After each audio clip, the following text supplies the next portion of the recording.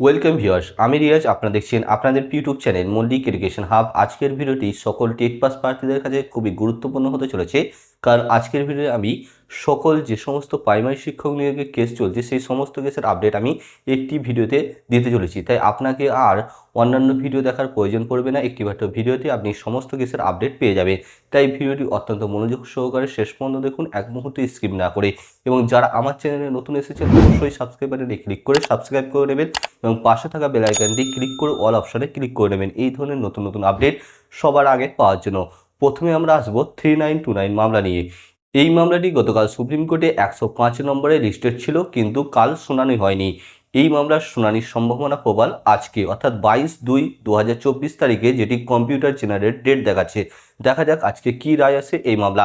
এই মামলাটি হয়েছিল 2022 সালে, 2 বছর হতে চললো, এখনো কোনো রকম ফাইনাল জাজমেন্ট আসেনি। এর আগে কলকাতা হাইকোর্টের সিঙ্গেল এবং ডিভিশন বেঞ্চ পর্ষদের আবেদন খারিজ করে দেয় এবং পর্ষদ এই সিটে কোনো রকম নিয়োগ করবে না বলে তারা সুপ্রিম কোর্টে এই কেসটা নিয়ে যায়।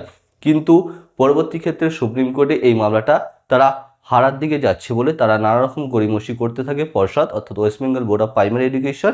এবং সুপ্রিম কোর্টে এই মামলা নিয়ে নানা রকম খেলা চলছে, কখনো বেঞ্চ পরিবর্তন হচ্ছে, কখনো মামলার শুনানির ডেট থাকলেও শুনানি শোনা হচ্ছে না। এই ধরনের চলতে চলতে আজ 2 বছর শেষ করে রইল। অর্থাৎ পশ্চিমবঙ্গে যে সমস্ত রেগুলার বিএড এবং এনআইএস প্রার্থী আছে তাদের অবস্থা খুবই খারাপ। অর্থাৎ তারা এর আগেই সুপ্রিম কোর্টের রায় অনুযায়ী প্রাইমারি শিক্ষক হওয়ার থেকে ছিটকে গেছে এবং তাদের একমাত্র রাস্তা হচ্ছে প্রাইমারি শিক্ষকতার জন্য এই 3929 মামলা। অর্থাৎ তাদের যেটুকু আশা রয়েছে এই মামলার উপর। তাই সকলের নজর রয়েছে এই 3929 মামলার উপর, কারণ এর নোটিফিকেশন আগে দেওয়া হয়েছে। তারা এর আগেই 2022 শিক্ষক নিয়োগে ছিটকে গেছে এবং সেখানে যে সমস্ত রেগুলার ডিএড প্রার্থী আছে তারা সকলে প্রায় 90% চাকরি অলরেডি পেয়ে গেছে। অর্থাৎ এই মামলার পরবর্তী শুনানি আজ হতে চলেছে, দেখা যাক সেখানে কি রায় আসে। এরপর আমরা জেনে নেব ম্যাট 1594 এই মামলার সংক্রান্ত যে আপডেট।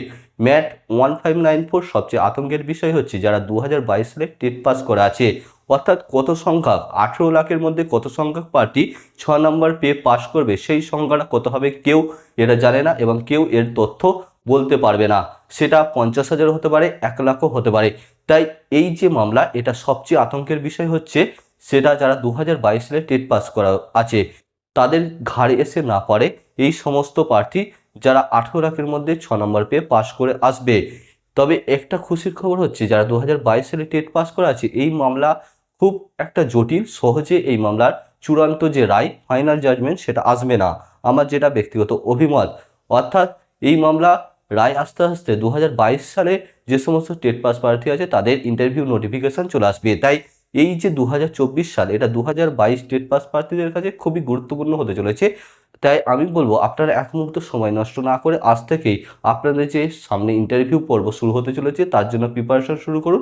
এবং এই বছরে যদি আপনি ইন্টারভিউয়ে দিয়ে পাস করতে না পারেন তাহলে পরবর্তী সময়ে আরও প্রতিযোগিতা বাড়তে চলেছে, কারণ যে সমস্ত বিএড প্রার্থী 2022 সালে পাশ করে আছে তাদের একটা সুপ্রিম কোর্টে রিভিউ পিটিশন চলছে। সেখানে যদি বিএড পাসটা যেতে, অর্থাৎ যে বলা হয় এই রায়ের আগে পর্যন্ত যে সমস্ত বিএড টেট পাস প্রার্থী আছে তারা পরবর্তী সময়ে ডিএলএড করে এসে ইন্টারভিউতে বসতে পারবে প্রাইমারি শিক্ষক নিয়োগে।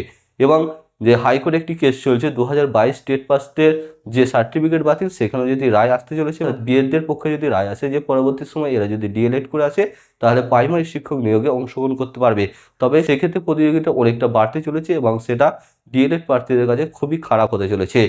সেই জন্য বলবো এই বছরটা আপনাদের কাছে বিশাল বড় সুযোগ। সামনে যে নিয়োগ আসতে চলেছে, অর্থাৎ নিয়োগের যে নোটিফিকেশন আসতে চলেছে, সেখানে আপনাদের সেই জন্য অবশ্যই আপনাকে ইন্টারভিউ ক্র্যাক করতে হবে। তাই জন্য আমি বলবো আমাদের যে 399 এর primary TET interview A to Z preparation package আছে সেটি আজই সংগ্রহ করে আপনার ইন্টারভিউ প্রস্তুতি শুরু করে দিন। তাহলে 3929 মামলাটা খুবই জটিল, এর রায় সহজে আসবে না, ফাইনাল জাজমেন্ট আস্তে আস্তে সময় লেগে যাবে। এর পরবর্তী যে শুনানি রয়েছে সেটাই রয়েছে 27/2/2024, অর্থাৎ এই মাসের 27 তারিখে। এর আগের শুনানিটা হয়েছিল, যেটা হয়েছিল 22/11/2023 সম্ভবত। তাহলে এই দীর্ঘ প্রসেসের এই ম্যাট 1594 মামলাটি, এই মামলাটায় শুনানি হতে হতে আরও সময় লেগে যাবে আমার ব্যক্তিগত অভিমত। তাহলে এরপর আমরা আসছি আরও একটি মামলার আপডেট, যেটি হচ্ছে প্রাইমারিতে ক্লাস 5কে অ্যাড করা, অর্থাৎ পঞ্চম শ্রেণীকে নিযুক্ত করার মামলার কি আপডেট রয়েছে। কালকে এই মামলার শুনানি ছিল সুপ্রিম কোর্টে, সেখানে এই মামলার শুনানি সেভাবে শোনা হয়নি। অর্থাৎ এখানে প্রাইমারি শিক্ষককে একটা লিখিতভাবে হলফনামা জমা দিতে বলা হয়েছে যে তারা এ নিয়ে কি ভাবছে বা কি পরিকল্পনা রয়েছে পঞ্চম শ্রেণীকে অ্যাড করার বিষয়ে।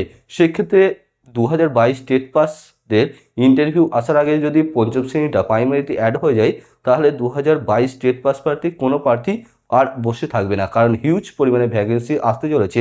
যেটা আপার প্রাইমারিতে ক্লাস 5-এর জন্য ভ্যাকেন্সি বাড়তো, সেই ভ্যাকেন্সি এটা পুরোপুরি প্রাইমারিতে শিফট করবে এবং আপার প্রাইমারি ভ্যাকেন্সি অনেকাংশে কমে যাবে। সেক্ষেত্রে 2022 টেট পাস প্রার্থী কোনো বসে থাকবে না। এই ছিল এই 3টি মামলার আপডেট। ভিডিওটি ভালো লাগলে অবশ্যই একটি লাইক করবেন এবং এছাড়া এই মামলার যে আপডেট দিলাম এই সংক্রান্ত আপনাদের যদি কোনো প্রশ্ন থাকে অবশ্যই কমেন্ট বক্সে কমেন্ট করবেন এবং ভিডিওটি সকলের সাথে শেয়ার করে দেবেন এবং তাদেরকে জানার সুযোগ করে দেবেন। ভিডিওটি শেষ পর্যন্ত দেখার জন্য অসংখ্য ধন্যবাদ। Thanks for watching.